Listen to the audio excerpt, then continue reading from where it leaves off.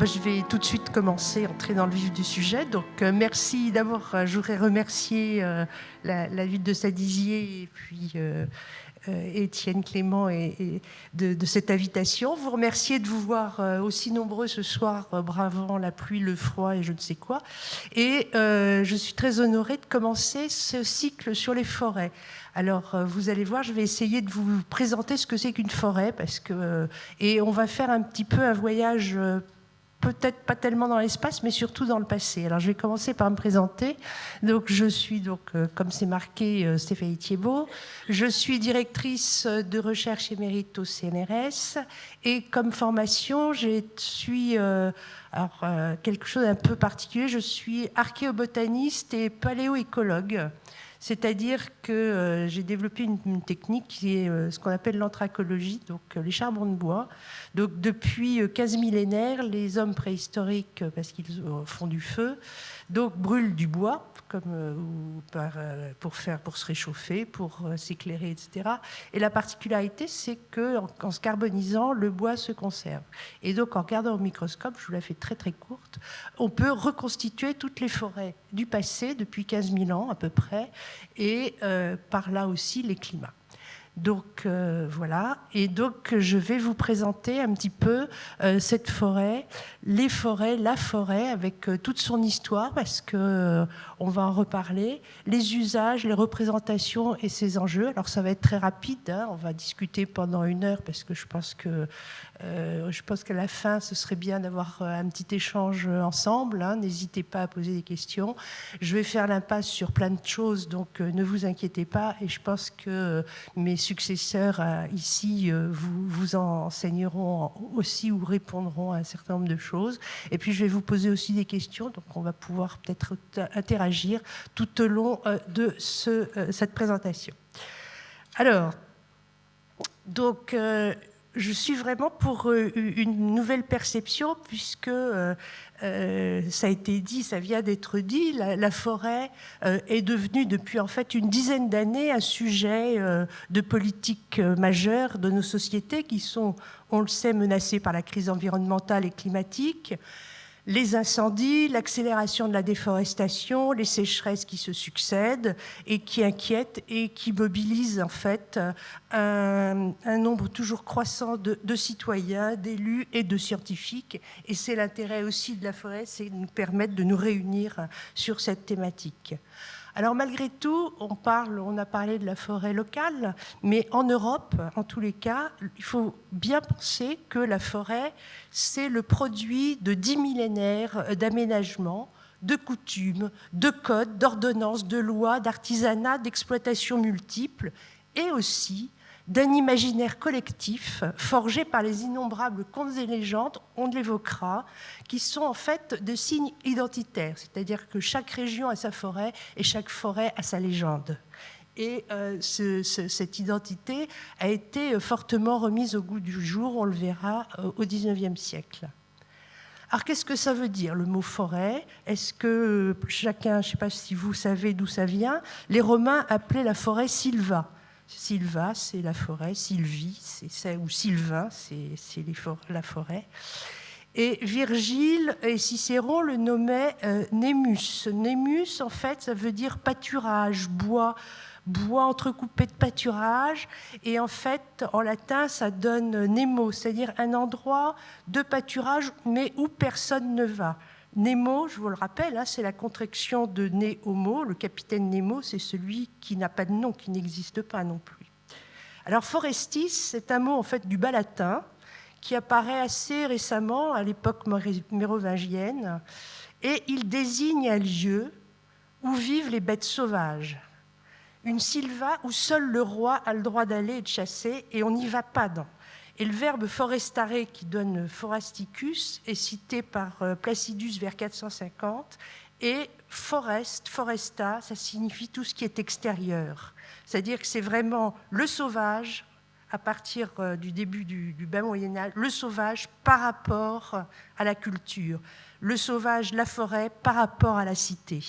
Et alors c'est très intéressant parce que ce mot forestare, ça veut dire vraiment qui est en dehors d'eux. Ça a donné des termes en français qui est fort clos, mis dehors. Les forains, Le mot forain, c'est ceux qui viennent de l'étranger, c'est l'étranger. En anglais, vous le retrouvez dans le Foreign Office, c'est-à-dire le ministère des Affaires étrangères, etc. Et donc, c'est forestare, c'est exclure, mettre au banc. Donc vous voyez que la forêt, déjà, c'est un concept qui est à la fois qu'on intègre aujourd'hui, mais qui pendant très longtemps est quelque chose de sauvage. Alors, donner une définition de la forêt, c'est très compliqué. Je vous le dis tout de suite, il y a 1600 aujourd'hui, 1600 définitions de la forêt.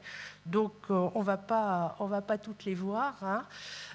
C'est en fonction administratif, ça veut dire aussi sur le sol, le climat, la capacité des terres, etc.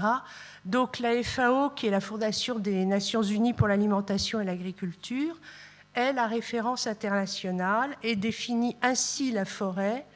Donc, je vous l'ai mis ici, c'est une surface contiguë de plus de 0,5 hectares, d'une largeur supérieure à 20 mètres, composée d'arbres d'au moins 5 mètres de haut à l'âge adulte et dont le feuillage couvre au moins 10% de la surface au sol. Vous voyez, c'est très précis une forêt.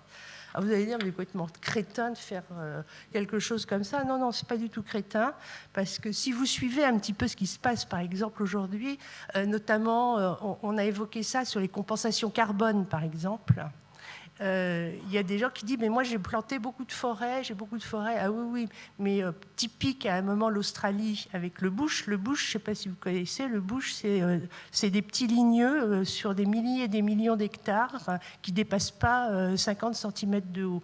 Et ils disaient, mais nous on a une forêt qui fait 50, donc on a le droit des compensations carbone. Et non, attendez. 5 mètres de haut, on va parler d'une forêt, mais pas votre bouche. Donc vous voyez que l'intérêt de la définition. Mais quelle que soit la définition, il faut bien voir, alors je vais me tromper à tous les coups, non, que la forêt, et ça je pense que mes successeurs en parleront, c'est d'abord et avant tout un écosystème. Un écosystème, ça veut dire qu'il y a l'importance du sol, le climat, la lumière, les interactions. Il y a tout ce qui est en sous-sol, hein, les bactéries, les champignons, tout ce que vous voulez, les animaux. Vous avez plusieurs strates dans la forêt, avec du bas vers le haut. La première, la strate souterraine, ses racines, les tubercules qui viennent ensuite l'humus, les micro-organismes, la strate des mousses, les lichens, la strate herbacée. Les insectes, ensuite les reptiles, les batraciens, les oiseaux, les mammifères en tout genre. Donc c'est un réseau, la forêt. C'est un réseau de communication, d'échange, dont toutes les composantes sont en interaction. Et ça, c'est très important. La forêt est avant tout un écosystème. C'est pour ça que quand on va parler de forêt, on va parler quand même d'un écosystème. Et on verra tout à l'heure que, par exemple, la forêt des Landes, qui est une forêt plantée, n'est pas une vraie forêt. C'est un champ d'arbres, ce n'est pas une forêt. Ce n'est pas la même chose. C'est des arbres mis les uns à côté des autres. Mais ce n'est pas une forêt, il n'y a pas d'interaction, il n'y a pas d'écosystème. Alors, les forêts, bon, il y en a un petit peu partout dans le monde, avec bien entendu celle que vous connaissez aujourd'hui, qui est située entre les tropiques, qui est le grand réservoir de biodiversité, puisque c'est 60% des plantes vasculaires connues. C'est le rôle régulateur du climat. On l'a évoqué tout à l'heure, la forêt tropicale. Vous savez que le problème de la forêt tropicale aujourd'hui, c'est que, comme ça a été dit, normalement, les forêts, elles captent du CO2 et elles rejettent de l'oxygène. Alors, le plus grand, on parle souvent de la forêt comme le poumon vert de l'humanité, ce qui est vrai, mais en fait, le vrai poumon, c'est un poumon bleu, c'est l'océan. C'est l'océan qui, à l'heure actuelle...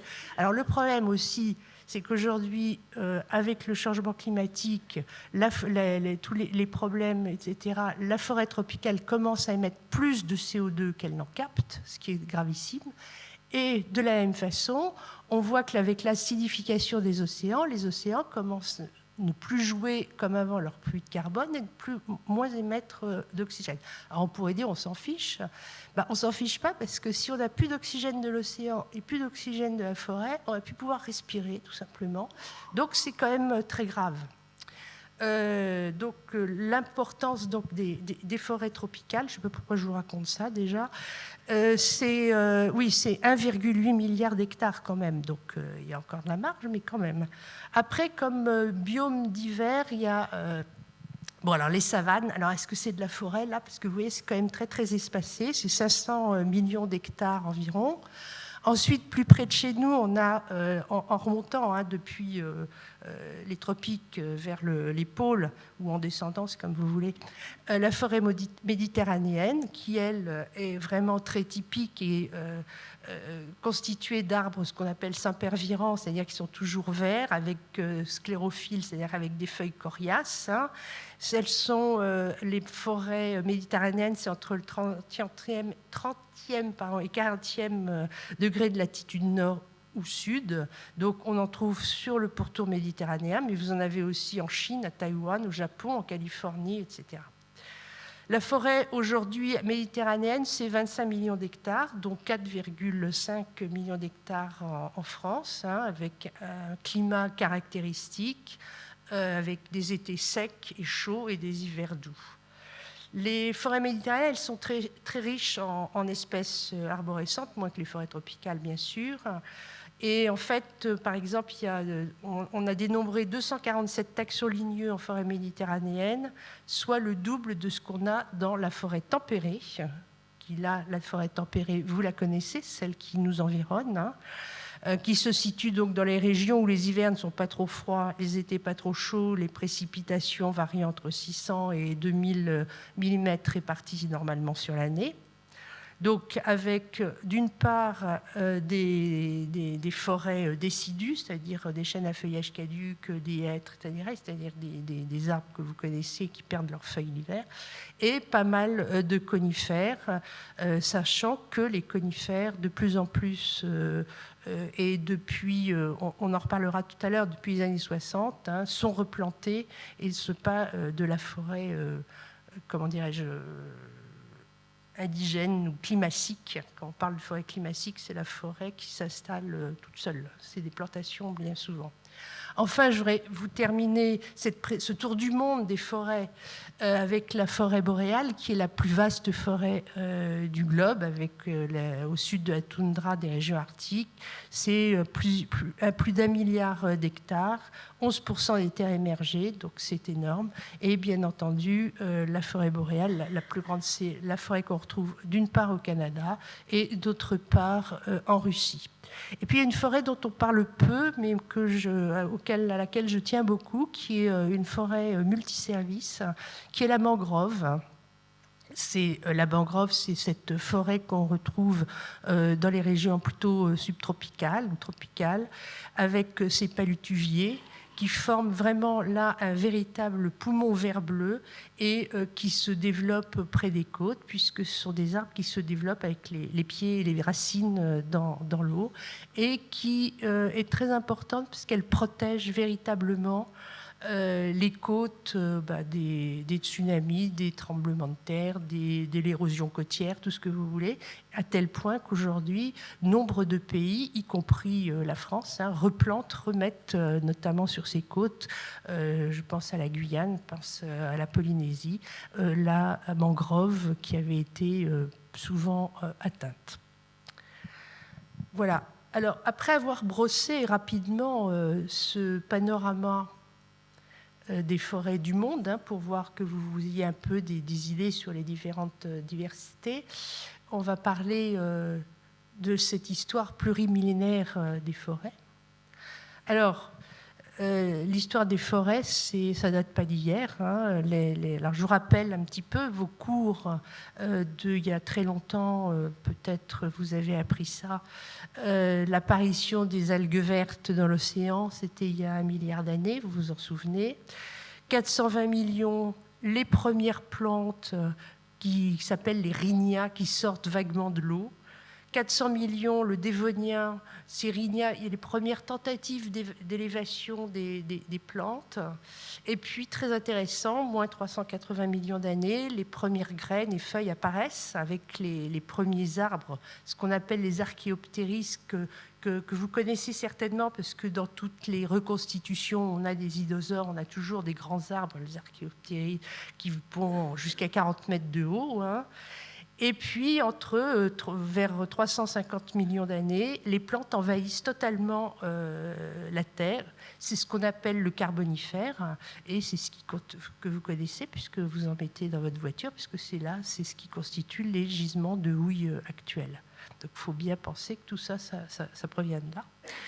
Alors, les premiers conifères, eux, apparaissent en fait vers 300 millions, 252 millions d'années. Et les premiers conifères, c'est les cycas et les ginkgos que vous devez avoir reconnus ici. C'est l'arbre aux 40 écus. C'est une espèce relique qu'on retrouve et qui existe donc toujours aujourd'hui avec sa feuille bilobée en éventail, hein, très, très caractéristique. Alors, il prend à l'auteur une couleur d'or avant de tomber. Alors, le ginkgo, sa zone refuge était en Chine. Il a été introduit au Japon au XIIe siècle, en Corée ensuite par des moines bouddhistes. Et puis, aujourd'hui, c'est un des plus vieux arbres, non seulement parce qu'il est apparu il y a 300 millions d'années, mais en plus de ça, on a des ginkgos qui ont plus de 1000 ans. Donc c'est vraiment un arbre très longévif on en retrouve près des sanctuaires shinto. Et puis il arrive dans les années 1730 à Kew Garden en Angleterre et en 1761 ensuite, puis en 1778 à Montpellier, au Jardin botanique de Montpellier. Donc, je vous ai dit qu'il y en avait qui avaient 1000 ans, mais on en a aussi quelques exemplaires qui auraient 3000 ans. Donc le ginkgo est intéressant aussi parce que, peut-être que vous le savez, c'est un arbre emblématique. C'est pour ça que je reste un petit peu dessus, puisque au moment de Hiroshima, donc dans le bombardement d'Hiroshima, le seul arbre qui est resté debout, c'était le ginkgo. Et donc, en fait, il intéresse beaucoup de gens. Et aujourd'hui, ce sont ces mécanismes moléculaires qui lutteraient contre le vieillissement. Et donc, il est aussi vendu parfois pour lutter contre la perte de mémoire, l'équilibre mental, etc. Et en plus, donc on le sait, il résiste énormément aux pollutions. Donc, je ne sais pas ici à Saint-Dizier si vous en avez beaucoup, mais c'est vrai que, par exemple... Pardon ? Eh ben, c'est bravo. Et effectivement, la mairie de Paris replante à l'heure actuelle énormément de ginkgos. Alors, il faut savoir quand même qu'il faut se méfier des ginkgos, parce que vous avez des ginkgos mâles et des ginkgos femelles. C'est pas la même chose. Et quand méfiez-vous des... Alors, en plus de ça, c'est un arbre qui pond des œufs, le ginkgo. C'est-à-dire que ses fruits, c'est des espèces de gros machins blanchâtres qu'on appelle des œufs. Et ne les ramassez pas, parce que ça pue. Alors, tout ça pour dire qu'on continue. 66 millions d'années, apparition des plantes à fleurs. Alors, on ne me demandait pas trop ce que c'est que les plantes à fleurs après les conifères, c'est-à-dire l'apparition des angiospermes, parce que Darwin appelait ça, je le cite, l'abominable mystère du développement des plantes à fleurs. Alors, c'est encore un mystère aujourd'hui, c'est-à-dire qu'il y a des chercheurs qui travaillent sur comment sont taillées les plantes à fleurs, pourquoi est-ce que soudain il y a eu cette architecture qui s'est développée, en plus de ça en relation soit avec le vent, soit avec des animaux, etc. Mais ça, c'est un autre débat, c'est un autre sujet. Je pourrais vous montrer des choses absolument extraordinaires avec ça, mais il nous faudrait une semaine et je pense que je ne les ai pas. Ensuite, on arrive à l'ère tertiaire, avec un climat chaud et humide, subtropical, avec des lauriers, des pistachiers, ce qu'on appelle des liquides-ambares, des magnolias, qui sont les principales espèces et qu'on retrouve un petit peu actuellement. Et puis, moins de 2,5 millions d'années, ça, vous savez, vous connaissez ça, c'est un climat sec et froid qui s'installe, c'est ce qu'on appelle l'ère quaternaire. Et l'ère quaternaire, non seulement il fait froid, mais en plus de ça, il y a les homininés qui s'installent à l'arrivée de nos ancêtres, qui vont résister jusqu'à aujourd'hui avec une succession de périodes glaciaires et d'interglaciaires. Et surtout, c'est l'installation des espèces d'arbres que l'on connaît aujourd'hui. Alors, les chasseurs-cueilleurs qui peignaient sur les parois des grottes, hein, vous avez ici une magnifique représentation que vous avez reconnue de la grotte Chauvet.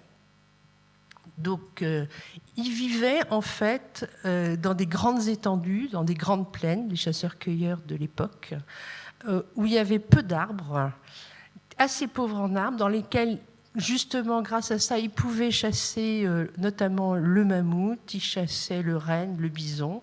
Donc, vraiment une végétation extrêmement ouverte.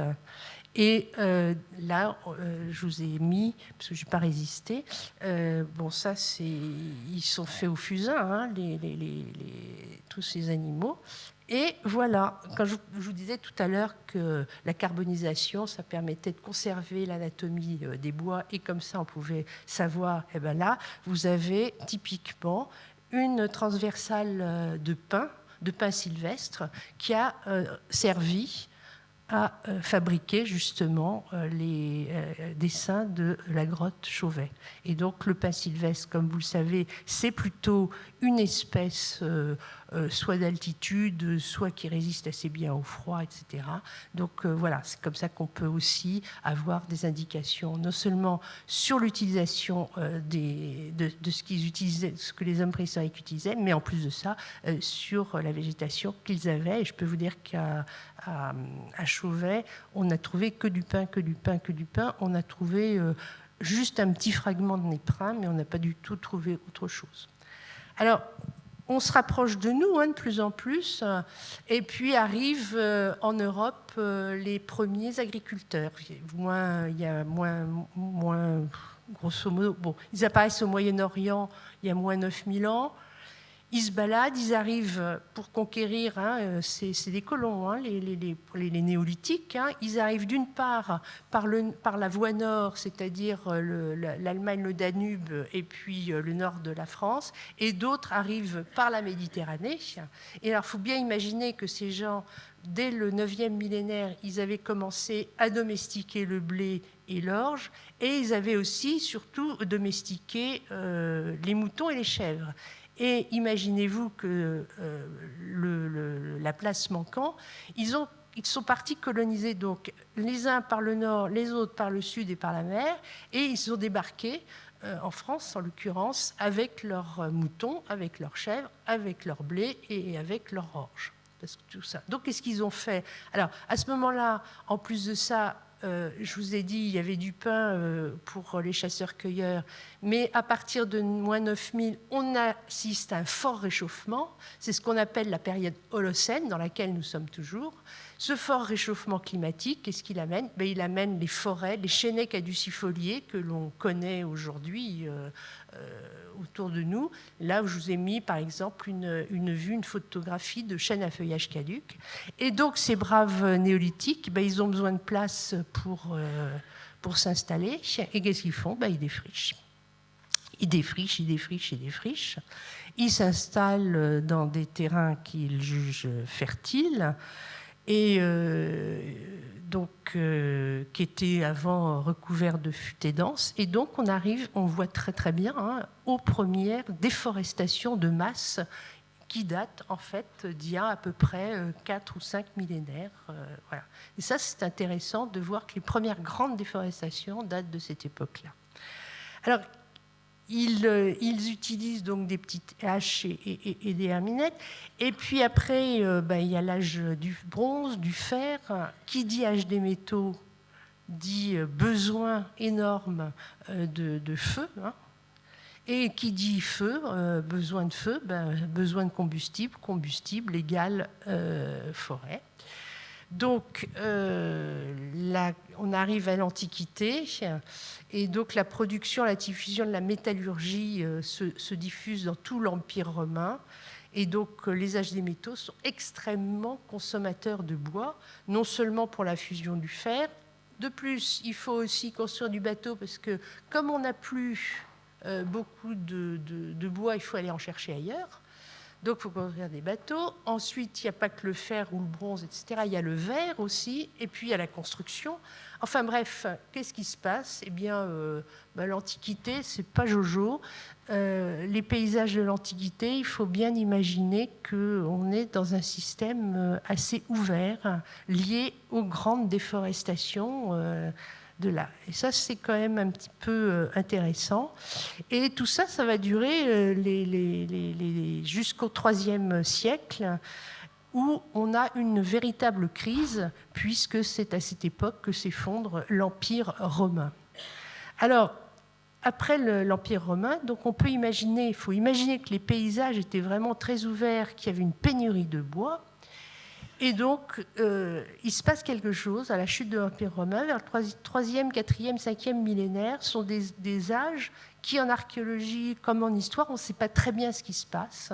On sait que les grandes fermes sont abandonnées, on sait qu'il y a quelque chose, et petit à petit, qu'est-ce qui se passe?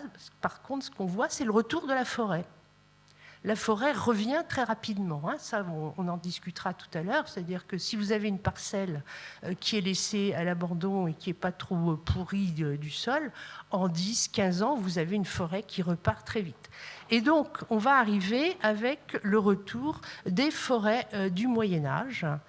Et là, on a vraiment deux types de forêts. On a ce qu'on appelle les forêts jardinées, c'est-à-dire qu'on plante pour récolter des bois, etc. Et puis, il y a ces forêts qui ont repoussé, mais on a des forêts qui vont être... c'est une source importante de revenus pour ceux qui les possèdent. Mais dès 818, Louis le Débonnaire trouve que les seigneurs s'enrichissent un tout petit peu trop avec leurs forêts, que lui, il a besoin de pognon aussi pour faire rentrer de l'argent dans les caisses de l'État. Et d'autre part, il trouve que c'est bien parce que les forêts, il y a beaucoup de gibier et que pour protéger les forêts, il déclare qu'en fait, il ne faut plus toucher à la forêt et que les forêts sont réservées au roi pour aller chasser. Donc le territoire commence à être contrôlé par le roi. Alors les forêts, elles ont été relativement réduites, parce qu'il faut bien imaginer que le territoire royal français, au départ, c'était pas Napoléon, c'était des petits trucs. Donc on attend le XIIIe siècle, en fait, pour que les Capétiens, forts de la consolidation de leur pouvoir et des institutions, commencent à légiférer sur les forêts domaniales.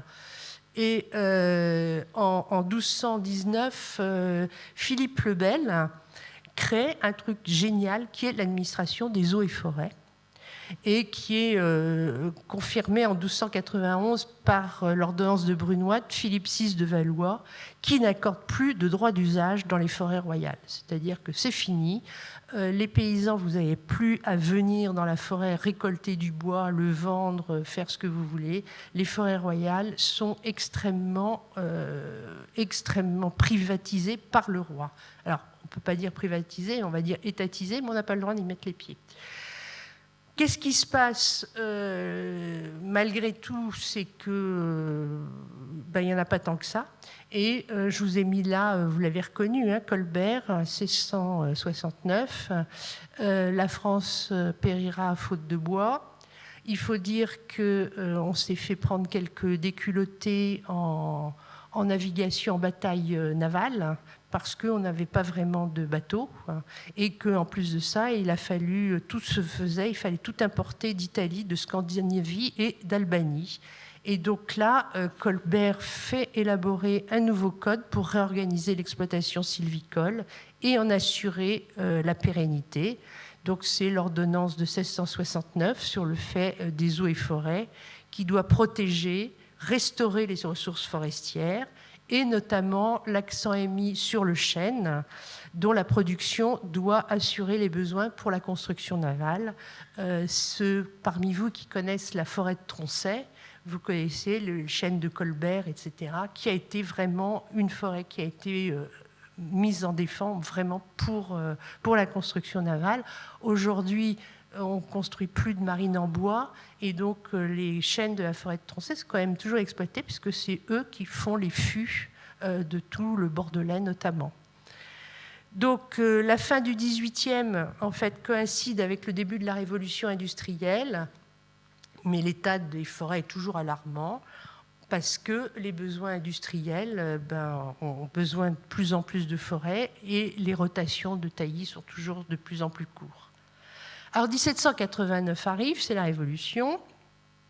Donc les domaines réservés aux chasses du roi deviennent des lieux de ressources en bois où chacun prend la liberté de se servir.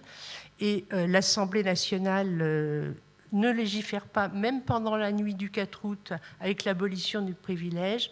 L'Assemblée nationale, la constituante, dans sa grande sagesse, malgré tout, dit on ne règle pas tout de suite le problème des forêts parce que tout le monde va y aller. Déjà qu'on n'a plus de bois, on n'en aura plus encore moins. Le problème, c'est que malgré tout, c'est c'est compliqué à faire respecter la loi dans ces années-là, comme vous le savez. Le gibier se raréfie, les arbres sont coupés, plus du tout gérés, les loups prolifèrent. Hein, et la convention du 11 Ventose en 3, c'est-à-dire 1er mars 1795, propose donc aux particuliers chasseurs de loups des primes très importantes. Et le principe alors, excusez-moi, j'ai du mal à le dire, d'inaliénabilité des forêts est confirmé quand même par l'Assemblée nationale. Et la loi du 29 septembre 91 pose les bases du Code forestier qui sera finalisé et adopté en 1827. Je continue, c'est bientôt fini, on est au début du 19e. Napoléon, qu'est-ce qu'il fait Napoléon, il dit au début, on va avoir 1805, on va faire qu'est-ce qui reste comme bois, c'est compliqué, etc. On ne va surtout pas toucher au bois. Mais Napoléon, eh bien, il a une grande armée à payer, et pour payer la grande armée, qu'est-ce qu'il fait Il fait comme les copains, il va vendre le bois, il va vendre les domaines. Et c'est à cause de ça aussi qu'aujourd'hui, 75% de la forêt française est privée et que le reste, les forêts domaniales, c'est-à-dire ce qu'on appelle domaniales, ce sont les restes des forêts royales qui n'ont pas été vendues. Donc voilà. Et le coût de la grande armée font qu'on vend à tous ses copains, ceux qui peuvent acheter, etc., les forêts. Et alors ça, c'est un autre problème. Et comme instaure l'héritage, aujourd'hui, mais ça on en reparlera tout à l'heure, la plupart, en fait, 10% des propriétaires, des 75% des propriétaires ont moins de 2 hectares de forêt quand parfois ils ne savent même pas qu'ils ont des forêts. Donc ça, c'est aussi, j'en parle parce qu'on est directement aujourd'hui dans les problèmes de la gestion de la forêt française. Et je pense que c'est important de savoir d'où ça sort, tout ça. Alors, qu'est-ce qui se passe On arrive à notre cher Napoléon III, qui dit « mais c'est pas possible, il faut planter des arbres ». Donc je trouve que cette photographie illustre très très bien. Donc ça, c'est une photo de Félix Arnaudin au milieu du 19e siècle pour vous montrer ce qu'était la forêt des Landes avant d'être une plantation d'arbres. C'est-à-dire qu'effectivement, ce sont des marécages avec des bergers. Si les Landais marchent sur des échasses, c'est pour ne pas s'enfoncer dans le sol, ce n'est pas uniquement pour faire joli, c'est qu'il y avait vraiment une vraie raison. Et donc Napoléon III dit qu'il faut assainir les landes de Gascogne, et on commence, et lui-même rachète avec sa cagnotte, avec ses petits sous, il rachète un certain nombre d'hectares pour montrer l'exemple, et il va justement planter des pins, et c'est comme ça que va se faire la replantation des landes de Gascogne notamment. Alors, l'intérêt aussi, alors qu'est-ce que c'est, voilà, il faut voir qu'au début du XXe siècle, on estime que la forêt, je parle de la forêt hexagonale française, c'est moins de 7 millions d'hectares. C'est-à-dire qu'il n'y a rien, il n'y a plus de forêt. Aujourd'hui, c'est 17 millions d'hectares aujourd'hui, la forêt hexagonale. Donc on a quand même beaucoup progressé, parce qu'on dit les forêts dépérissent, ça c'est vrai, mais il y en a de moins en moins, non, il y en a de plus en plus. En fait, le problème, c'est qu'à la fin du 19e, l'annexion de l'Alsace-Lorraine prive aussi la France d'un certain nombre d'hectares de forêt, même si, à ce moment-là, l'Empire colonial français est le premier pourvoyeur de bois pour l'utilisation et le chauffage. Je vais passer rapidement sur la guerre de 14, qui ne va pas améliorer le paysage, parce que la demande en bois est colossale, les besoins militaires sont considérables. Et il faut juste un ster de rondins pour 10 mètres de tranchée, 40 à 50 mètres cubes de grumes pour un abri d'artillerie, sans oublier le petit bois pour isoler les sols boueux. Pour une unité de front de 1 km² en Argonne, la consommation de bois de défense est estimée à 3000 tonnes en 14 et en 1915. Donc vous voyez, là aussi, sans parler des dégâts dus aux prises de balles, aux explosions, etc., là aussi, on devrait. Alors bon, je passe sur la guerre de 40. C'est pas. Alors, si la guerre de 14, il y a vraiment la zone rouge, c'est-à-dire la zone de guerre, est bien délimitée, et tout de suite après, on replante en fait dans la zone de combat 36 millions d'arbres. 36 millions d'arbres et surtout des résineux dans les zones de combat. Donc, parce que justement, ce conflit mondial avait mis en lumière le manque de bois catastrophique. Donc, tout de suite, on se dépêche de replanter des arbres. Ensuite, bon, on a toujours le régime de Vichy, lui, glorifie la forêt, comme vous savez. On a bien connu, on parlait de la forêt de Tronchet, donc toujours le maréchal Pétain. On a le chêne du maréchal, qui deviendra après le chêne de la résistance, mais il y a tout un jeu là-dessus, parce que malgré tout, la forêt, c'est aussi des symboles. Et en fait, il faut attendre la politique de reboisement au lendemain de la Seconde Guerre mondiale, avec la création en 1946 du Fonds forestier national, puis de l'Office national des forêts en 1964. Donc là, je vous ai mis le timbre de 65 qui célébrait le reboisement d'1 million d'hectares au lendemain de... Voilà. Et la photo de clôture du 16 mars 2022 des Assises de la forêt et du bois, qui n'a pas changé grand-chose malheureusement. Donc aujourd'hui, la forêt française, je vous le disais, c'est 17 millions d'hectares dans l'Hexagone, plus 8,3 millions dans les Outre-mer, dont 8 millions en Guyane, parce que n'oubliez jamais que notre plus grande frontière avec un pays étranger, c'est avec le Brésil, et c'est l'Amazonie, c'est la forêt amazonienne, ou la Guyane, c'est de la forêt amazonienne. Et donc ça, c'est vraiment une richesse énorme. Donc je vous l'ai dit, 75% de la forêt française est privée, soit 12,7 millions d'hectares qui appartiennent à 3,5 millions de propriétaires. Et parmi ces derniers, 2,2 millions ont moins, je disais 2 hectares, mais ont moins d'1 hectare. Le reste donc forme les forêts domaniales qui appartiennent à l'État et les forêts publiques, 2,8 millions d'hectares, qui sont pour la plupart des forêts communales.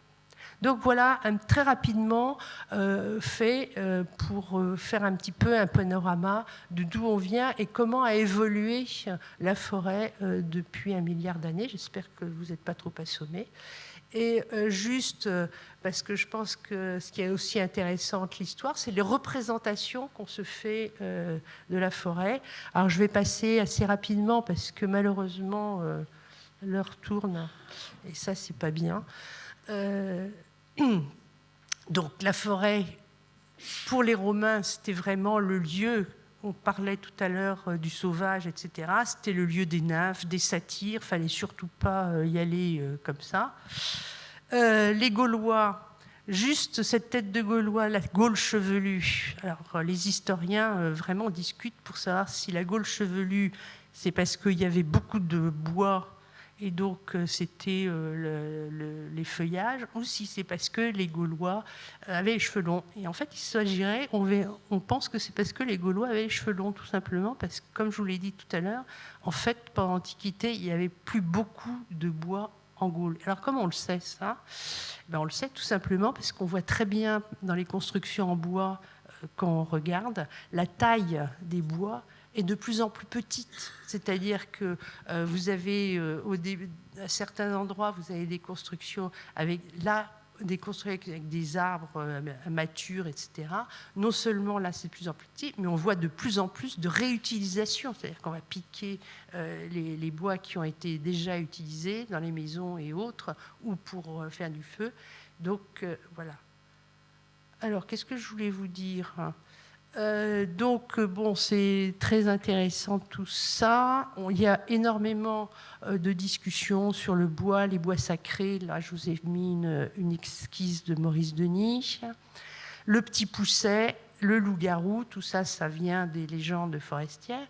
Et juste, je vais juste quand même m'arrêter 30 secondes, si vous en avez le courage, sur la forêt de Brocéliande. La forêt de Brocéliande, la mythique forêt de la légende arthurienne. Elle est passionnante, cette forêt de Brocéliande, parce que c'est vraiment la forêt générique. Sa localisation en Bretagne insulaire ou continentale n'est jamais précisée. Les romans médiévaux en font le domaine des fées, des enchanteurs, des chevaliers de la table ronde qui cherchent le Graal, Morgane qui enferme les amants volages. Alors, la forêt de Brocéliande, en fait, elle apparaît chez de nombreux poètes et historiens vers 1200, 1250, même avant. Et Brocéliande, en fonction des exploits d'Arthur et de celui qui écrit la légende, elle est soit située en Bretagne, soit située en Angleterre. C'est d'une rive à l'autre de la Manche ou du Channel, tout dépend où se situe Brocéliande à ce moment-là. Ensuite, le mythe vers le XIIe siècle est assez délaissé. Et bien entendu, c'est les écrivains romantiques du XIXe qui remettent au goût du jour le récit arthurien qui fait surface sous l'impulsion du comte de Tressan qui écrit dans son œuvre publiée en 1822 Tristan de Léonais ou Artus de Bretagne. Et à ce moment-là, Brocéliande est localisée, c'est la forêt de Paimpont. Vous connaissez tous peut-être la forêt de Paimpont, autour de Rennes. La forêt de Paimpont, c'est une forêt qui est très connue. Il n'y a pas que Brocéliande, c'est aussi une forêt qui a été extrêmement utilisée parce qu'il y avait les forges de Paimpont. Et les forges de Paimpont exportaient dans toute la France. Et Chateaubriand, par exemple, je vous disais, en fonction de l'écrivain, la situait, la forêt de Brocéliande, autour de Combourg. Donc là, je vous ai mis, histoire de rire, enfin rire, c'est pas drôle, le vitrail de l'église de Théoranteuc. Alors bon, là, vous connaissez l'arbre d'or qui est toujours dans la forêt de Brocéliande. Et ça, c'est donc le vitrail de l'église de Théoranteuc, c'est un vitrail de 1942. Donc le curé de Théoranteuc était un fanat total de Brocéliande. Et alors là, vous voyez, vous avez les chevaliers de la table ronde avec Arthur, et vous avez le Saint-Esprit qui fait descendre le Graal. Donc, c'est quand même extraordinaire. Et donc, l'archevêque ou l'évêque, à ce moment-là, lui a dit, écoute, on va peut-être se calmer sur la légende arthurienne. Et donc, ce pauvre abbé a été retiré. Mais les vitraux sont restés. Et je pense que si vous allez à Forêt de Brocéliande, où le mythe est toujours très vif, je vous engage à aller revoir ça. Alors, je voudrais aussi reparler toujours de la forêt comme symbole. Je pense que vous savez tous que dans vos porte-monnaies, vous avez la représentation d'un arbre, puisque c'est l'arbre de la liberté. Donc, arbre de la liberté qui sont sur les pièces de 1 et 2 euros depuis le départ. Maintenant, elles sont remplacées petit à petit par autre chose. Mais les gens, on ne fait pas toujours attention à ce que ce soit l'arbre de la liberté de 1789 qui y figure. Et cet arbre de la liberté, juste pour rappel, au moment du bicentenaire, François Mitterrand, avec toute la cour, en train de replanter justement un arbre de la liberté là où le premier avait été planté. Alors, juste aussi la représentation du sauvage, parce que je vous ai dit tout à l'heure, la forêt, c'est le sauvage et tout. Je résiste jamais de cet extrait de Cosette dans la forêt qui est extrait du film remarquable de Raymond Bernard de 1934. Et si vous me permettez, je voudrais quand même vous lire ce passage de Victor Hugo, où il met un vent froid soufflait de la plaine. Le bois était ténébreux, sans aucun froissement de feuilles, sans aucune de ces vagues et fraîches lueurs de l'été. De grands branchages s'y dressaient affreusement. Des buissons chétifs et difformes sifflaient dans les clairières. Les hautes herbes fourmillaient sous la bise comme des anguilles. Les ronces se tordaient comme de longs bras armés de griffes, cherchant à prendre des proies. Quelques bruyères sèches, chassées par le vent, passaient rapidement et avaient l'air de s'enfuir avec épouvante devant quelque chose qui arrivait. De tous les côtés, il y avait des étendues lugubres. Les forêts sont des apocalypses et le battement d'ailes d'une petite âme fait un bruit d'agonie sur leurs voûtes monstrueuses. C'est magnifique. Donc voilà, je suis toujours très, très sensible à cette petite Cosette seule dans la forêt. À propos, est-ce que parmi vous, il y a beaucoup de gens qui sont déjà allés dormir seuls dans la forêt? Ah, 3 ou 4 quand même, félicitations. On en reparlera tout à l'heure, mais bravo.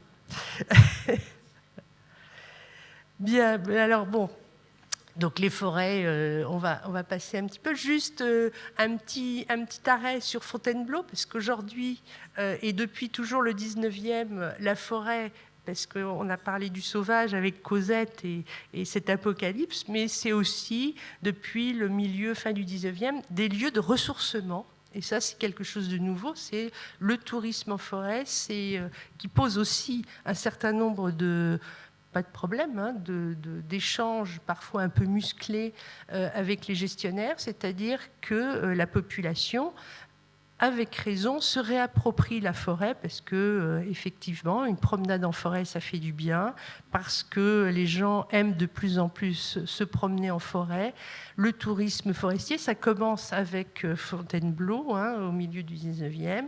Alors, on arrive avec des relations parfois un petit peu compliqué. Je vous ai mis là cette manifestante contre les coupes des arbres de la part de l'ANF dans la forêt de Samois, qui illustre donc aujourd'hui les difficiles relations entre le public et les forestiers.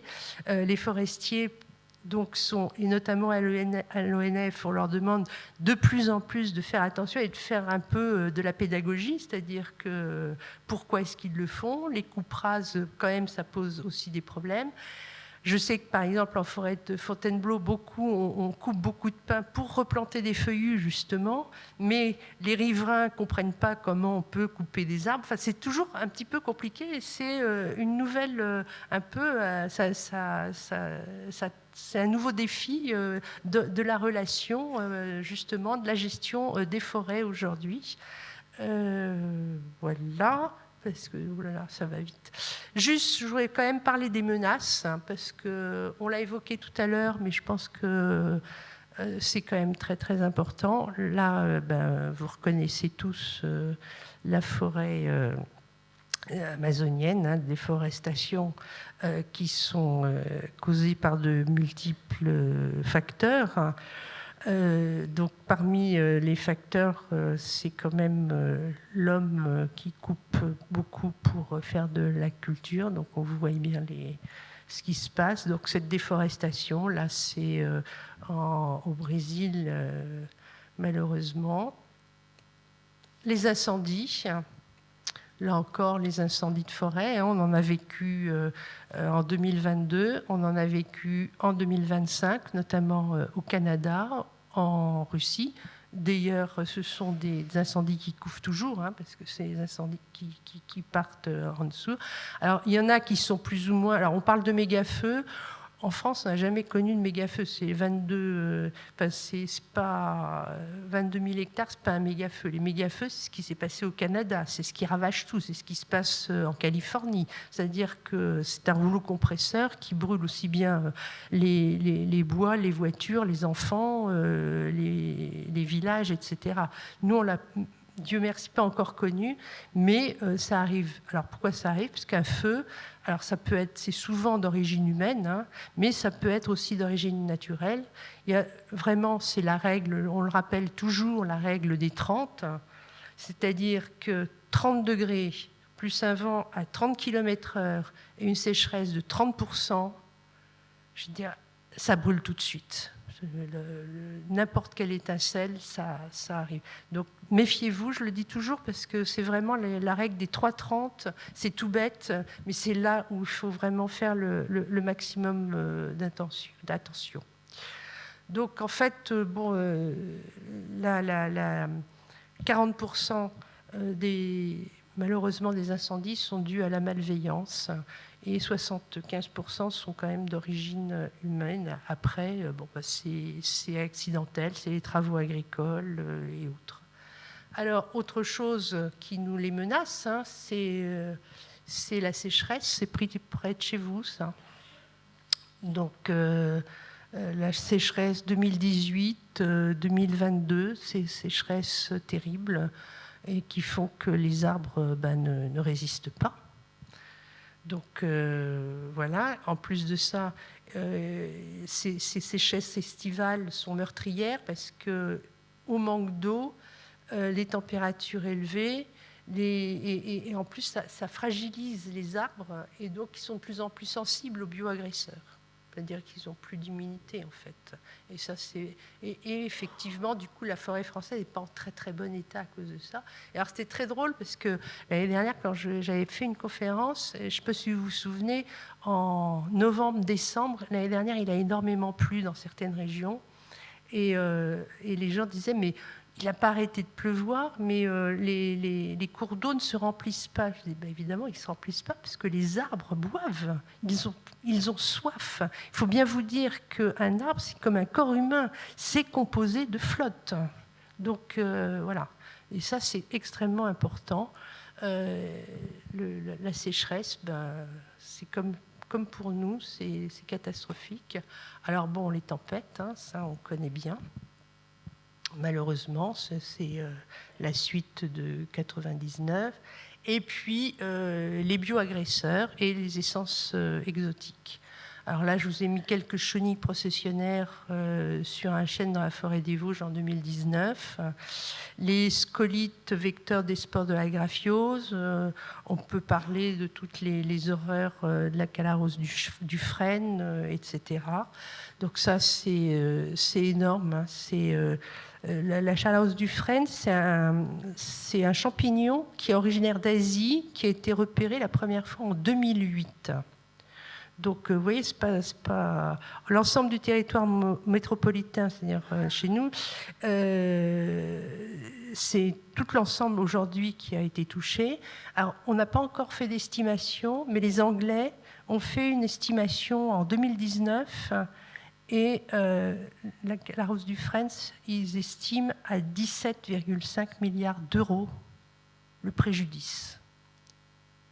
Donc, bon, si vous voulez... Je le dis parce que je pense que c'est très important de mettre ça en balance avec on cherche de l'argent, etc. Mais préservons ce que nous avons, faisons attention, bon sang.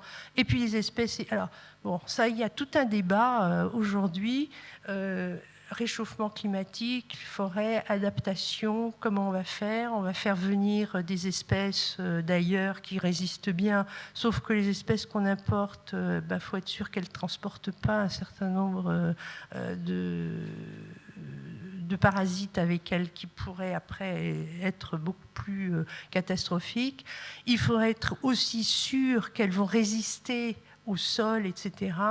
Enfin bon, en plus de ça, après aussi, dans les espèces exotiques qu'on importe, il y en a qui sont ravis. Hein. Alors, vous allez me dire, ouais, c'est génial le mimosa, mais enfin, le mimosa, c'est une espèce exotique. Alors là, elle prolifère. Si on les laissait, ils proliféreraient, ils coloniseraient absolument tout. Donc, il faut toujours faire très, très attention aux solutions qu'on pense miracles comme ça. Et voilà, c'est ce que je voulais vous dire. Je vais finir sur...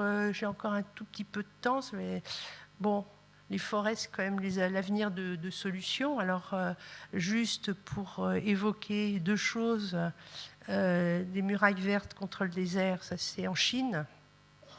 Donc, il y a depuis 1900, je ne sais plus combien, 78, la Chine, pour arrêter l'avancée du désert et lutter contre l'ensablement, a lancé un grand programme de plantation. Alors là, c'est 35 millions d'hectares de forêt, 4500 km, enfin c'est à la chinoise. Et donc, bon, ben, on va voir si ça résiste. Apparemment, ça prendrait, donc on est assez content. Et puis il y avait ce beau projet de grande muraille verte qui partait de Saint-Louis au Sénégal pour arriver de l'autre côté, 7000 km et sur 15 km de large pour arriver à Djibouti. C'est bien parti dans certaines régions du Sénégal. Hein. Là, je vous montre à Ouidou au moment de la saison des pluies. Donc, on voit que ça commence. C'est-à-dire que c'est vraiment une mise en défense. Là aussi, avec les populations, avec les femmes qui font des jardins, etc., de replantation. Enfin, c'est très, très compliqué. Mais ça marche. Malheureusement, le contexte géopolitique fait que le Niger, le Burkina Faso, etc., on peut plus trop compter dessus. Bon, alors comme le temps passe et je vais conclure, j'ai fait l'impasse sur plein de chapitres. Ah oui, parce que je fais un peu de pub quand même. Si vous avez aimé, il y a un gros bouquin là que j'ai publié qui s'appelle Forêt, histoire, usage, représentation et enjeux. Donc j'ai fait l'impasse sur de nombreux chapitres, notamment sur l'histoire des artisanats en forêt, qui jusqu'à une époque récente ont été nombreux, hein, depuis les charbonniers, les chauffouriers, les écorceurs, les fagotiers ou de sabotiers. L'architecture en bois, parce que c'est quand même quelque chose qui est très important aussi. La filière bois, aujourd'hui, c'est quand même 440 000 emplois, 60 000 entreprises, 55 milliards de chiffre d'affaires. Alors aujourd'hui, en France, la forêt, si on tient compte du rapport de la Cour des comptes de 2023, eh bien, c'est 10% du déficit extérieur de la France. Pourquoi ? Parce qu'on exporte pour près de 10 milliards d'euros, mais on en importe 17 milliards d'euros. Alors, vous allez dire, ah bon ? Ben, écoutez, allez chez vous, puis on va regarder. Enfin, chez moi, en tous les cas, mes livres, je les mets sur des étagères qui s'appellent Ikea. Et le bois d'Ikea, il ne vient pas du tout de la forêt française. Donc ça vient d'un bois qui vient effectivement du nord de l'Europe. Et donc voilà, les grands chênes, on les exporte, mais plus personne, on les exporte en Chine, ils reviennent sous forme de parquet. Donc voilà, c'est un peu triste qu'on ait une des plus belles encore, même si elle souffre, même si, etc., qu'on les exploite peut-être pas très bien ou pas bien, ou c'est compliqué, hein. Encore une fois, c'est très compliqué. On ne peut pas juger comme ça. Hein. Je vous rappelle, 75% de la forêt est privée. Or, la propriété privée, malgré tout, en France, c'est quand même quelque chose de sacré, puisque c'est un bien qui vient, encore une fois, de la Révolution. En conclusion, les forêts, c'est quand même des trésors qu'il faut savoir préserver. À mon avis, non pas pour ce qu'elles rapportent, mais pour ce qu'elles sont. Et j'espère que ce rapide panorama vous les fait mieux connaître, aimer, reconnaître. Et puis, je vous remercie beaucoup de votre attention. Et puis, si vous voulez, on peut discuter un petit peu, si je peux répondre à vos questions. Et je vous remercie beaucoup.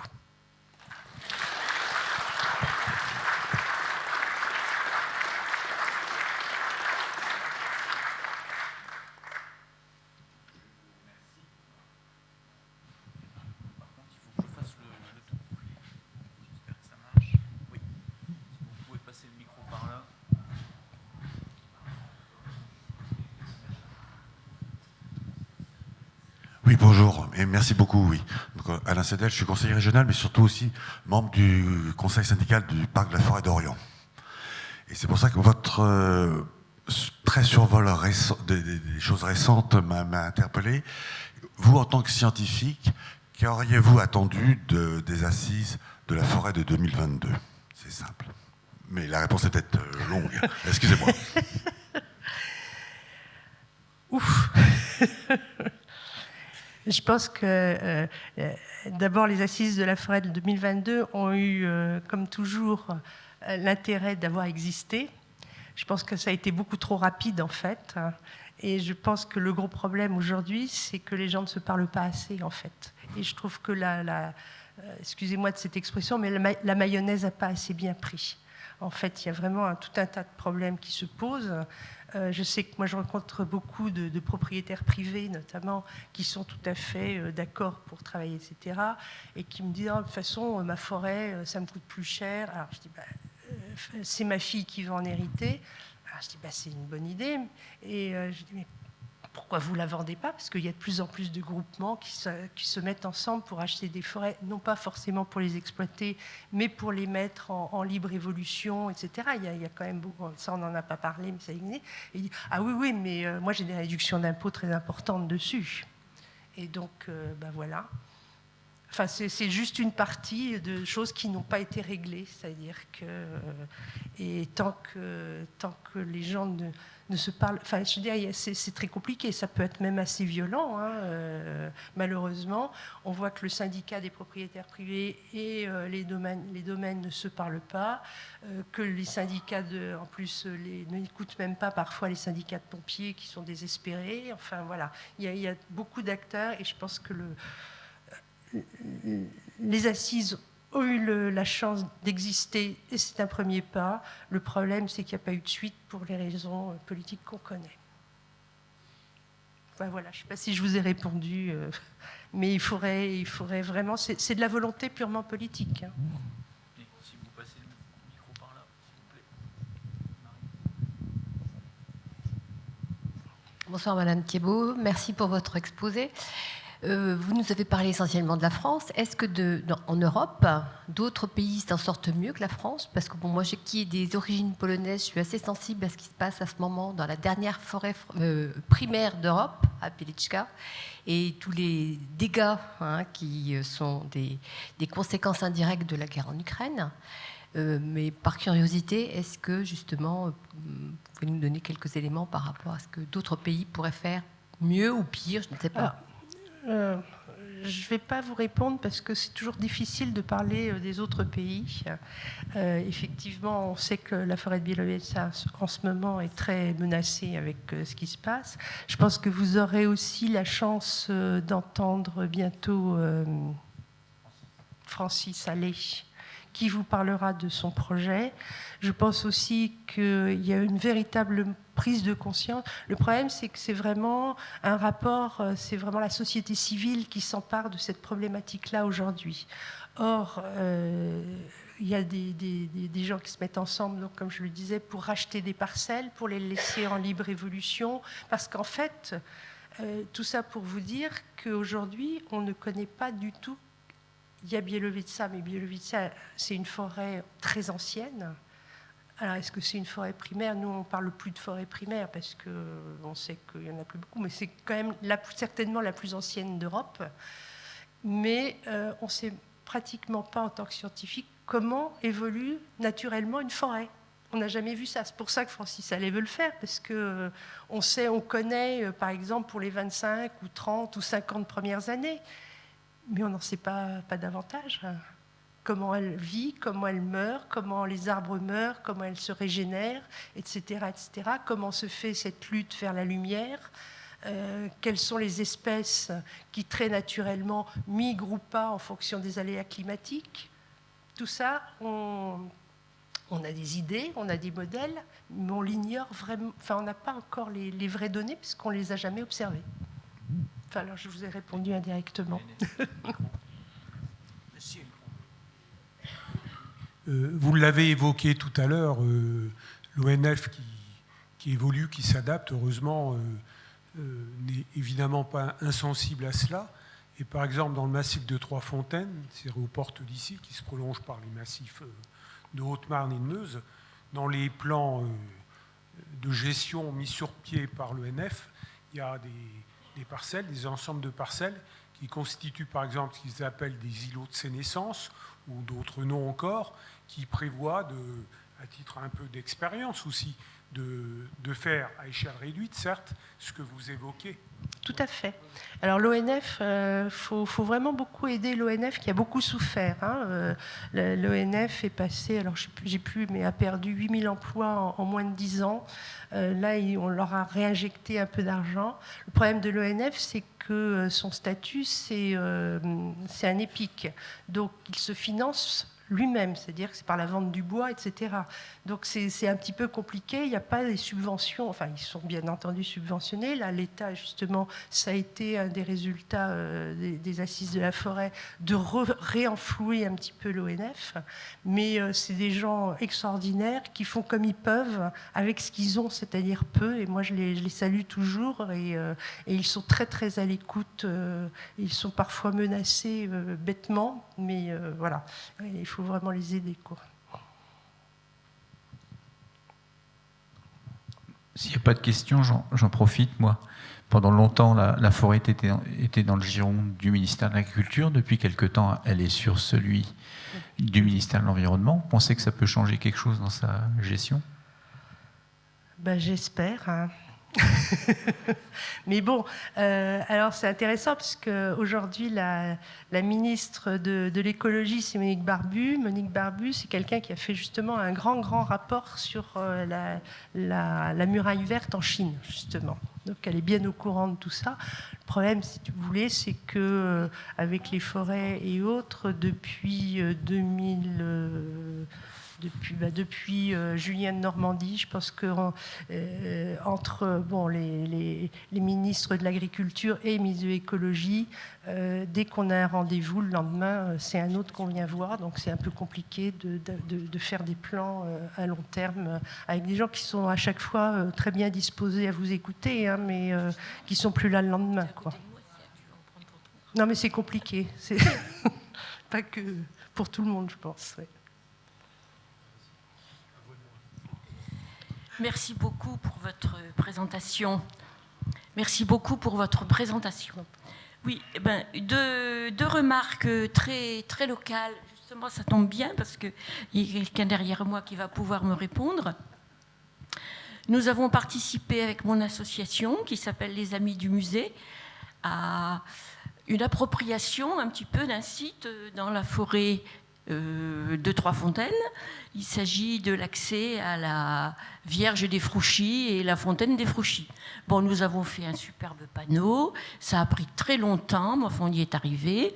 Mais malheureusement, quand on arrive à l'entrée de la tranche, eh bien, il y a une barrière qui est fermée et même les vélos, même les mamans avec les poussettes ne peuvent pas passer pour accéder à ce bel endroit. Donc, ça serait quand même bien qu'il y ait un partenariat entre l'ONF et la mairie. C'est une forêt domaniale municipale ou privée ? Non, parce qu'aujourd'hui, il y a vous soulevez un vrai problème. C'est qu'aujourd'hui, de plus en plus de gens, bien entendu, vont en forêt, vont se balader, ce qui est normal, etc. Sauf qu'il y a une loi qui est parue en mars dernier, parce que malgré tout, l'Assemblée vote aussi. Alors, aujourd'hui, de plus en plus de propriétaires mettent des barrières ou des grillages pour empêcher justement les piétons ou les promeneurs de passer.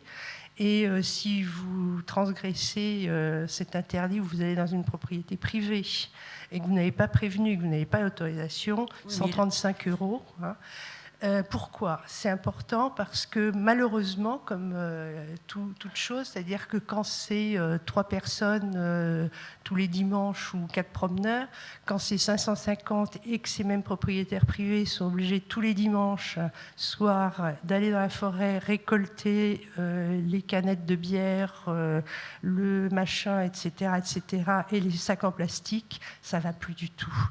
Et ça, c'est un vrai problème. Tout à l'heure, je vous disais, de plus en plus, on va en forêt parce que on a l'impression que la forêt nous appartient, ce qui est vrai, on a envie de se l'approprier. On oublie qu'elle appartient à d'autres gens, à d'autres personnes, et effectivement, c'est un vrai problème. Donc, alors, hein? Absolument. Oui, alors ça, c'est l'argument massu, disons. Non, mais ça dépend. Moi, ça dépend là, c'est une forêt qui n'est pas privée. C'est une forêt domaniale ou c'est une forêt. Ah oui, non, mais renseignez-vous sur son statut, Oui, alors j'avais encore une autre remarque pour terminer, à savoir, faire de l'argent, faire des bénéfices sur la forêt, planter pour que ça pousse. Alors, est-ce que c'est vrai que dans certains endroits, il y a des plantations de Paulownia? J'ai entendu dire que ça poussait très vite. Au bout de 20 ans, Voilà. Alors, c'est quand même pas un bel exemple. Le Paulownia, je ne sais pas. Je peux vous parler de l'eucalyptus, si vous voulez, qui a été une catastrophe écologique absolue, à tel point... Alors, il y a encore des gens qui veulent planter de l'eucalyptus, puisqu'on en fait beaucoup de cartons et des choses comme ça. Hein. L'eucalyptus, c'est catastrophique, parce que d'abord, ça pompe énormément d'eau. En plus de ça, ça fait... vu que ça, c'est très tannique, il y a des composés chimiques qui font que toute la faune autour ne peut pas rester et tout. Et surtout, c'est d'une inflammabilité absolue, ce qui fait que même le Portugal, où on a vu ces feux de forêt d'eucalyptus qui ont été extrêmement tueuses, hein, en l'occurrence, il y a eu des morts. Là, maintenant, les Portugais ne veulent plus non plus planter de l'eucalyptus. Monsieur va nous éclairer sur les Frouchis, enfin, la statue. Moi, je pense que c'est domanial, non? L'espèce que vous évoquiez, madame, j'en ai vu planter, mais c'était au bord d'une balastière, dans le cadre du réaménagement. Mais ça pose problème, effectivement. Il y a la perspective d'un profit assez rapide, parce que ça pousse très vite. Mais pour ce qui est de la forêt elle-même, de ce que vous définissiez comme forêt, à ma connaissance, nous sommes épargnés de cela. Et l'ONF, dont je ne suis pas le représentant, a un souci de diversification de forêts mosaïques, sachant par exemple qu'aux portes de Saint-Dizier, vous avez par exemple plusieurs milliers d'hectares qui sont classés en zone Natura 2000, et dans ces zones-là, on ne peut pas, par exemple, importer des espèces exotiques, entre guillemets, et ça peut poser problème. Hein. Voilà, c'est souvent très compliqué. Pour ce qui est des Frouchis, c'est de la forêt domaniale, mais alors, je vais faire de la puce, si vous me permettez, je participe aussi à la vie associative dans le cadre d'une association de randonnée pédestre. Nous sommes passés et nous avons admiré votre réalisation à pied. Ça ne nous paraissait pas très loin de la route, même si c'était pour nous une randonnée plus longue. Donc je pense que ça reste très accessible, heureusement. Pour ce qui est des barrières, il y en a heureusement. Moi-même, je suis usager de la forêt, j'y vais tous les jours, je suis un peu homme des bois par passion. Ce matin encore, j'ai fermé des barrières parce que ça fait brère de voir passer emprunter. Alors pour un tas de raisons, sur Sermez, il y a des travaux qui font que les gens, pour aller à Saint-Dizier, pour gagner 10 km, parce que 20 km, c'est devenu 40 km avec les déviations. S'ils regardent Google, on les fait passer par la forêt, les routes forestières. Et ça, c'est un problème. Il n'y a pas que des gens bienveillants qui traversent la forêt en voiture. Voilà. Et d'autre part, nous avons fait un circuit pédagogique, comme vous êtes d'ici, c'est pas bien loin, entre Trois-Fontaines et Robert-Espagne, une belle route là, à 4 km de Trois-Fontaines, vous verrez un grand panneau au bord, un peu comme celui que vous avez mis au Frouchy, mais là c'est directement au bord de la route, qui présente un sentier de 5 km accessible aux poussettes, etc. C'est une version light d'un autre circuit qui s'appelle le circuit des gouffres, et on a mis 10 panneaux qui qui reprennent beaucoup des thèmes que vous avez évoqués. Évidemment, vous en saurez beaucoup plus en achetant le livre, je le ferai.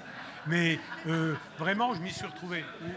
Personnellement, en lien avec l'ONF, c'est moi qui ai fait le rédactionnel des panneaux, les images, donc l'histoire de la forêt, etc., avec évidemment quelque chose adapté au local, la métallurgie, ici on est bien placé, etc., etc.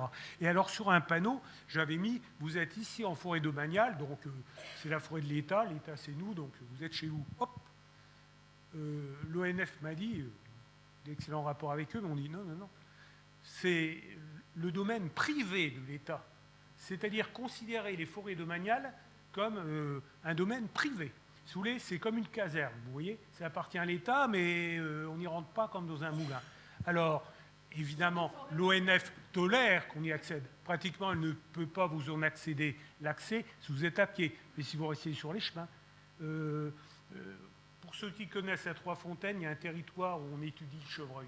50e anniversaire hier.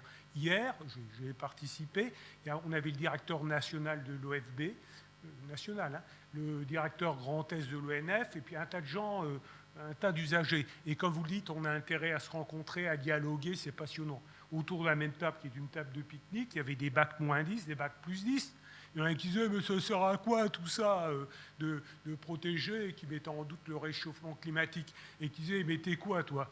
Alors elle dit, je suis chercheuse. Ça sert à quoi la recherche? La dame, c'est la directrice nationale adjointe des recherches OFB. Hein, les bacs +10, etc., etc. Mais ce sont des gens qui ont la passion et puis qui aimeraient bien convaincre les gens de l'intérêt qu'a tout ça. Alors, pour ce qui est de la forêt domaniale, considérez ça comme un domaine privé. Hein, et les gens qui disent c'est la nature appartient à tout le monde. C'est pas si simple que cela. Heureusement, vous avez accès en forêt domaniale, mais en respectant certaines règles. On rentre dans une parcelle, nous montrer ça à Trois-Fontaines, des parcelles où, à titre d'expérience, on a planté des espèces différentes et on étudie l'interaction entre les chevreuils et les plants. C'est passionnant. Mais si on n'y fait pas gaffe, on marche là-dessus, on écrase des plants qui ont un intérêt insoupçonné pour celui qui ne le sait pas, quoi. Donc, moi, je suis VTTiste, mais j'ai bien compris qu'il ne faut pas passer n'importe où avec d'autres VTT, etc. Alors, vive la forêt. Moi, mon bonheur d'être ici, c'est d'accéder en forêt, d'y aller tous les jours, mais on ne peut pas faire n'importe quoi en forêt. Voilà. Je vous remercie d'avoir rappelé ça, et que c'est effectivement le domaine privé, etc., qui est vraiment l'issue des domaines royaux. Moi-même, à titre personnel, quand je vais travailler en forêt de Fontainebleau, ce qui m'est arrivé l'an dernier, je dois signer une charte à l'ONF pour lui demander, et en contrepartie, j'ai la clé pour rentrer en forêt de Fontainebleau, mais avec tout un tas de trucs, on ne peut pas rentrer comme ça, effectivement.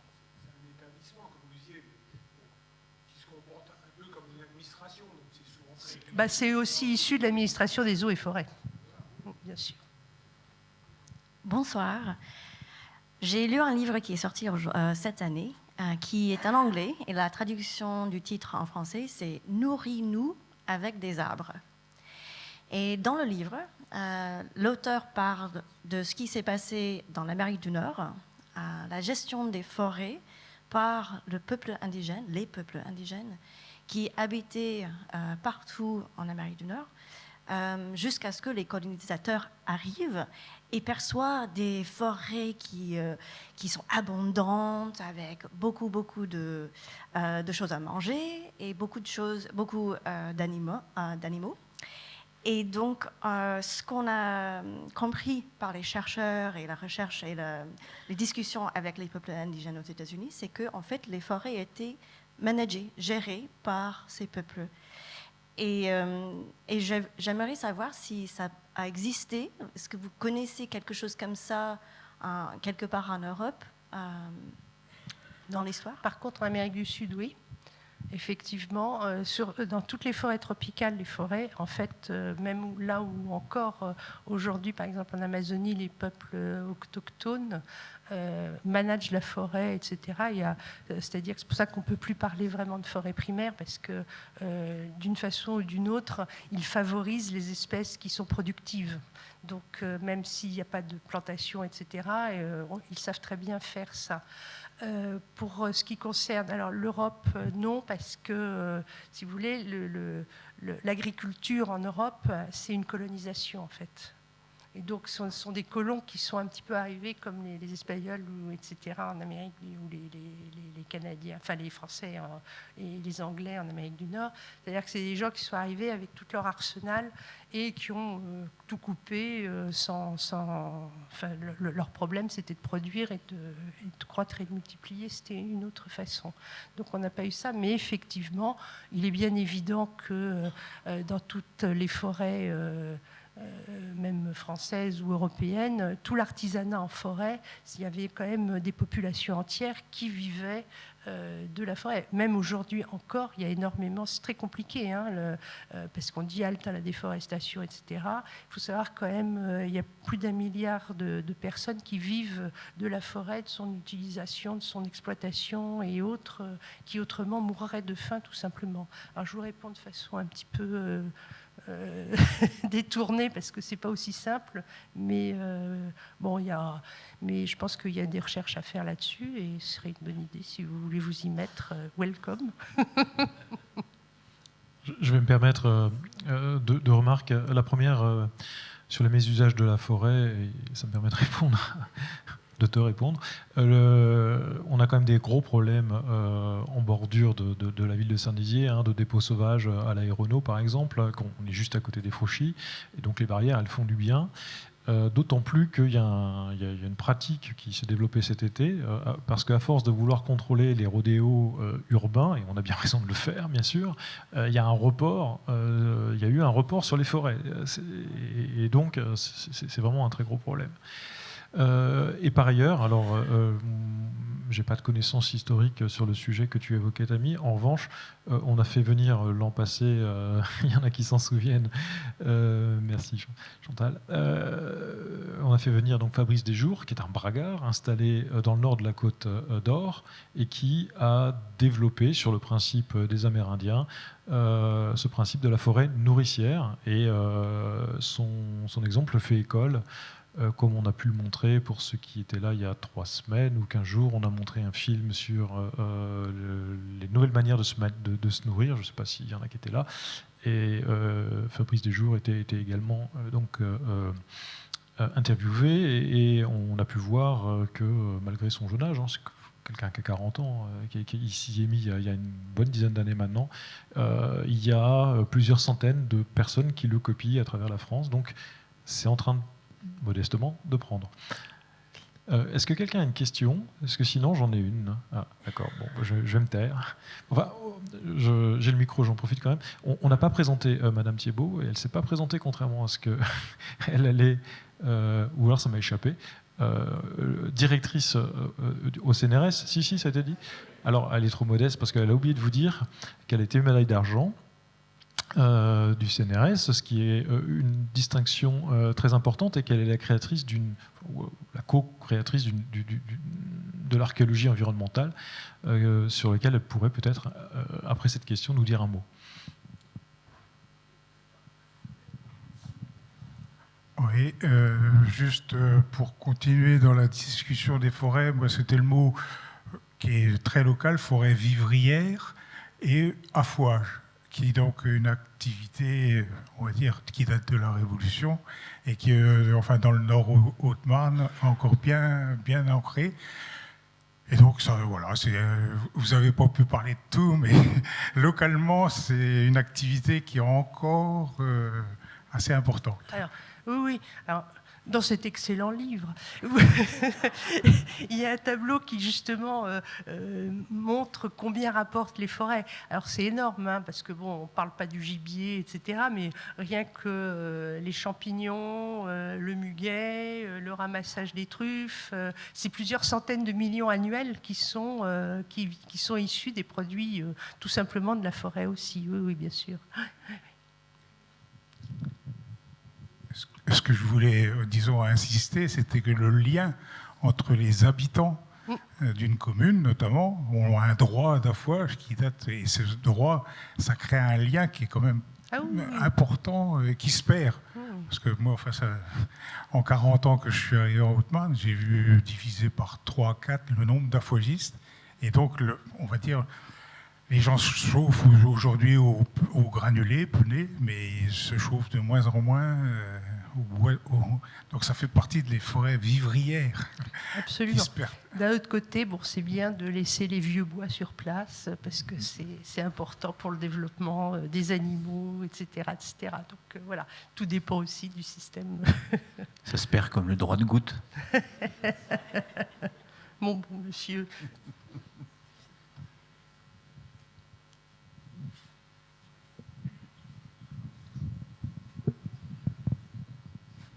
Moi, j'aurais voulu souligner le fait que la forêt, c'est quand même une histoire permanente de possession et de dépossession de la forêt. Enfin, de la forêt par les gens. C'est-à-dire que vous en avez parlé avec les forêts royales qui ont fini par déposséder en fait un nombre plus important de personnes qui avaient besoin de cette forêt pour le bois, pour se chauffer, pour se nourrir, etc. Et les situations, elles sont quelquefois très différentes. Par exemple, moi, j'habite un village où, en fait, la forêt a été donnée aux habitants. Ce n'est pas la forêt privée de l'État, ce n'est pas la forêt privée de la commune, c'est la forêt qui a été donnée aux habitants. Et nous, on y tient beaucoup, en fait, à ça. Et je pense qu'on devrait toujours se poser la question de savoir à qui appartient la forêt, même si au cours de l'histoire, effectivement, les statuts ont varié. Mais c'est vrai qu'on aimerait bien parfois que la forêt soit un bien commun, qu'on puisse aussi en profiter parce que c'est quelque chose qui fait du bien. C'est un endroit où on a encore une certaine liberté. Alors, et donc, moi, j'ai du mal avec cette vision de la forêt où on imagine que quand on pénètre dans la forêt, c'est pour lui nuire. Ben non, c'est pas forcément pour ça. Non, pas forcément. Alors, je voudrais répondre sur votre, si vous le permettez. Ça vaudrait la peine de réfléchir à ça. Sur votre première partie. Je suis d'accord avec vous, on a privé les gens, etc. C'est vrai, mais en même temps, je dirais que les forêts royales, ça a permis de préserver la forêt.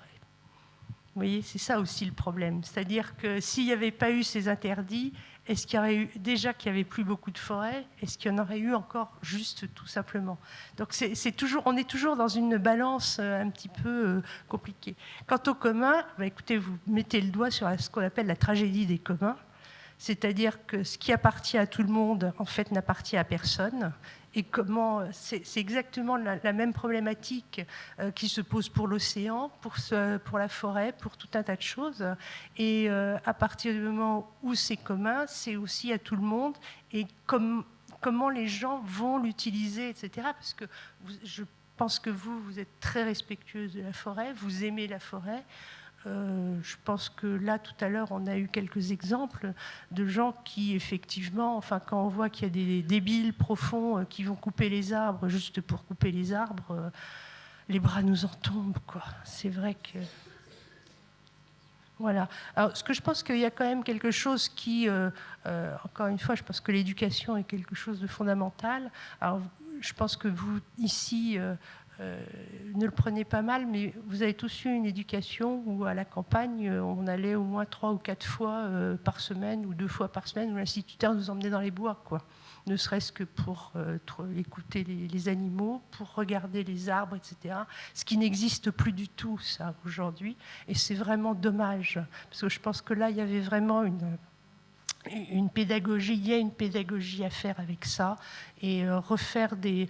Moi, même à la fac, hein, on faisait des sorties au moins 3 ou 4 fois par an. Quand moi, j'emmenais les étudiants à Montpellier, etc. J'ai essayé de continuer à le faire à Paris quand je faisais de l'enseignement, c'est-à-dire de faire une sortie dans la forêt, de voir les fleurs, les bois, etc. à l'automne, au printemps. Mais ça, c'est de plus en plus difficile, quoi. Et c'est très dommage, parce que rien que ça apprenait énormément le respect et la connaissance, tout simplement, des étudiants et des élèves. Peut-être de manière très modeste, un témoignage.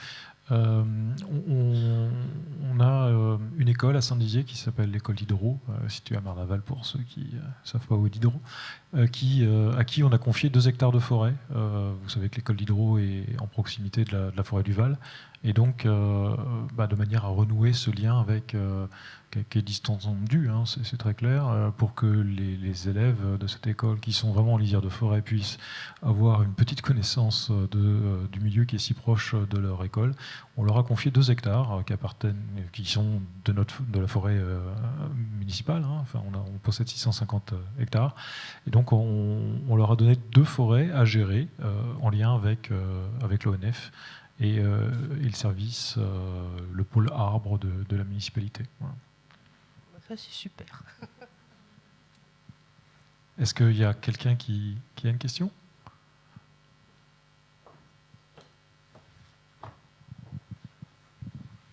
Oui, je fais partie d'une association qui a mené une étude sur la forêt de Haute-Marne. Et il est apparu dans nos discussions avec l'ONF, notamment, qu'il y a une pénurie de main-d'œuvre terrible pour l'entretien de la forêt, soit pour replanter, soit pour protéger, aménager, et même surveiller, etc. Et nous nous sommes aperçus que, vous parliez un petit peu de l'artisanat en forêt, nous nous sommes aperçus qu'il est vieillissant. Pour ce qui reste des entreprises de travaux forestiers dont l'ONF peut disposer quand elle fait des appels d'offres, c'est souvent infructueux. Les marchés même négociés, sont souvent infructueux. Et donc, je m'aperçois que ce qui va se passer peut-être, c'est que ces artisans vont disparaître et vont être remplacés peut-être par des entreprises très mécanisées qui pourraient détruire en particulier le biotope. Je ne sais pas ce que vous en pensez. J'en pense que vous avez de la chance de dire qu'ils vont disparaître parce que dans les 3/4 des endroits, ils ont déjà disparu. Vous en avez encore quelques-uns dans l'Aude, dans les forêts autour de Foix, de Montpellier, dans la Garrigue, qui ont encore des savoir-faire et autres, parce que c'est des biotopes bien particuliers. Mais ailleurs, ça a pratiquement totalement disparu. Et effectivement, c'est compliqué. Et effectivement, comme je le disais tout à l'heure, l'ONF a subi, alors je suis désolée de ce mauvais jeu de mots, mais une vraie coupe rase. Et ce qui se passe sur la forêt, on l'a vu sur l'ONF en l'occurrence. Je rappelle qu'il y a eu quand même une 50aine de suicides en 10 ans.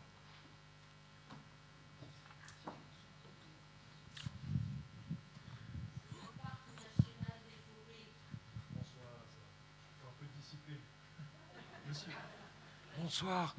Oui, j'en profite pour rebondir.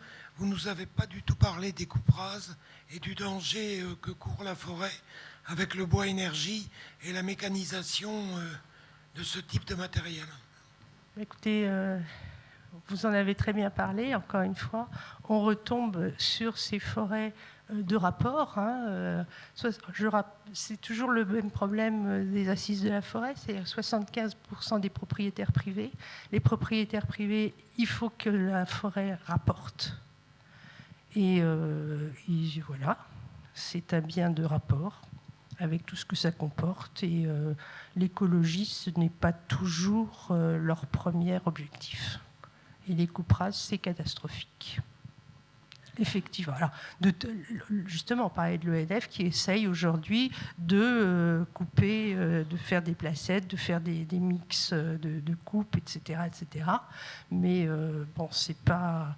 Vous savez, aujourd'hui, en fait, la forêt, ce qui rapporte, c'est de couper du pin, d'en faire des planches et autres. D'ailleurs, alors, ce que je disais tout à l'heure, c'est qu'en passant en train, j'ai vu qu'il y avait une petite scierie ici. Il n'y a plus de petites scieries aujourd'hui, c'est que des grandes scieries, par exemple. Quand vous voyez, par exemple, les forêts du Morvan, c'est très, très, très intéressant. C'est des forêts magnifiques. C'est des forêts qui ont servi à chauffer Paris pendant 3 ou 4 siècles, avec tous les flotteurs, etc. Depuis la guerre, ça a été uniquement replanté en résineux, et c'est les sapins de Noël. Ben voilà. qu'est-ce que vous voulez? On ne peut pas faire la révolution partout, mais dénoncer effectivement, essayer de faire de la pédagogie en disant c'est peut-être pas la bonne solution. Qu'est-ce qu'on veut? En fait, c'est toujours la même question de quelle nature voulons-nous et pourquoi faire, hein. Alors, on a aussi contribué à chauffer Paris à partir de la Marne a vu bien des trains de Brel partir vers Paris. S'il n'y a plus de questions, je vais me permettre de faire un petit peu de publicité. Alors, il faut vous précipiter demain chez Larcelet pour acquérir l'ouvrage de Madame. Je suis désolé, on aurait dû penser à faire une séance de dédicace. Une fois que vous aurez été chez Larcelet, passez commande, allez également à la médiathèque pour regarder le travail très intéressant de Philippe Delorme qui vient de nous quitter. Philippe Delorme était un enseignant d'histoire-géographie, il était au Clos Mortier pendant une bonne partie de sa carrière. Et il a travaillé sur les forêts haut-marnaises et, alors ça s'appelle, je crois, forêts et hauts-fourneaux. Et donc, il a travaillé sur plusieurs siècles cette problématique de savoir comment nos forêts ont été peu à peu transformées, façonnées pour répondre aux besoins de la métallurgie locale. Et c'est un ouvrage excessivement intéressant. Par ailleurs, comme Madame l'a dit tout à l'heure, Madame Thiébaut l'a dit tout à l'heure, la Première Guerre mondiale a été dévastatrice pour nombre de forêts, notamment la nôtre, notamment dans le nord du département, où notre forêt a largement contribué à fournir du bois aux tranchées et également aux voies ferrées quand les Américains sont arrivés dans le département. Et Philippe avait tenu plusieurs conférences sur le sujet. S'il n'y a plus de questions, je vous propose de remercier encore une fois Madame Thiébaut.